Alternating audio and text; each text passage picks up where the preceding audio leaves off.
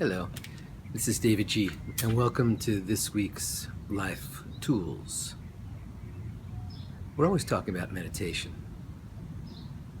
but I'd like to share with you a technique that can be proactive as well as reactive when you find yourself in a moment where you truly need stillness, connection to source, connection to your inner divine.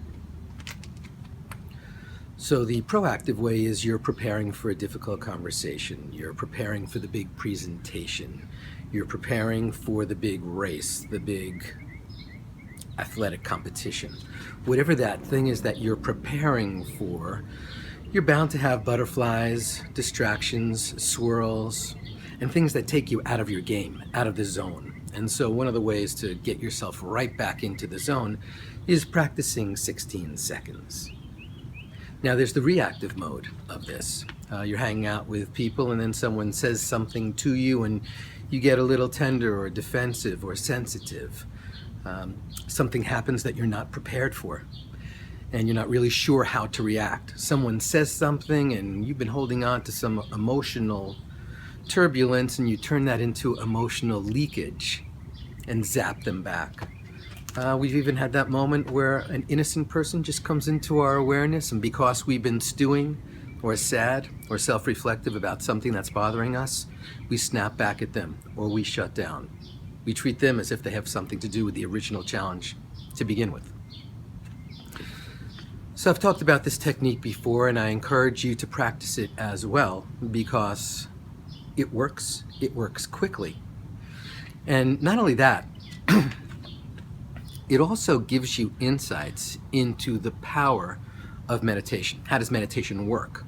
And what it really does to your physiology and to your chemicals, to your hormones, to your mindset, to your conditioned aspect of response mechanisms. And so it's 16 seconds and works like this, essentially.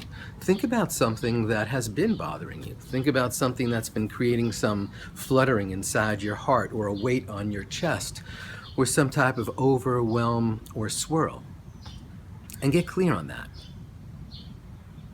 Maybe there's a person involved in that. Don't go too deep. This isn't therapy, but maybe there's a person involved with that and you can get clear on their face. See their face in your mind's eye and do this all with your eyes open.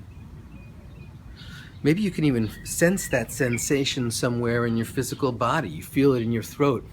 It's tightening or stuck. You feel it in your chest, your heart. There's a weight or some type of, like I said, fluttering going on inside there. That's the emotional turbulence. It can be deeper. It can be in our belly. We can be feeling sick.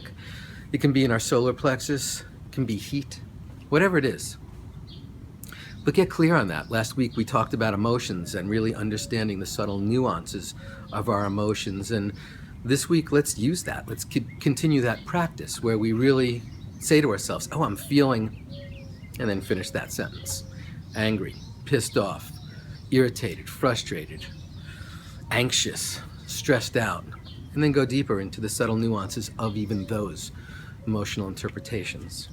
So once you're clear on that thing in your mind's eye, that disturbance, that discomfort, close your eyes and through your nose take a long, slow, deep breath in and watch the breath as it goes into your nose. Watch it as it goes down into your belly. And then when it gets down to there, hold it and watch it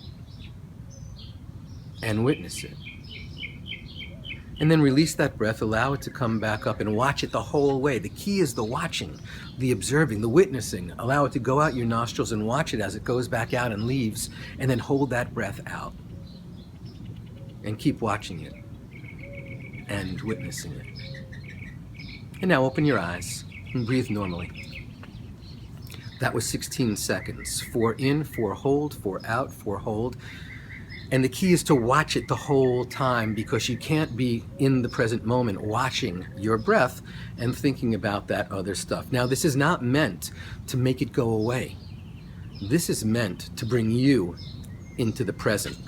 Many schools of psychology, NLP, a lot of different schools call it centering, grounding, anchoring, whatever you call it, doesn't really matter. But that allows you to come back to you, your present moment.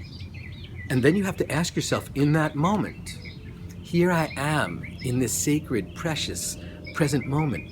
What am I going to do with it?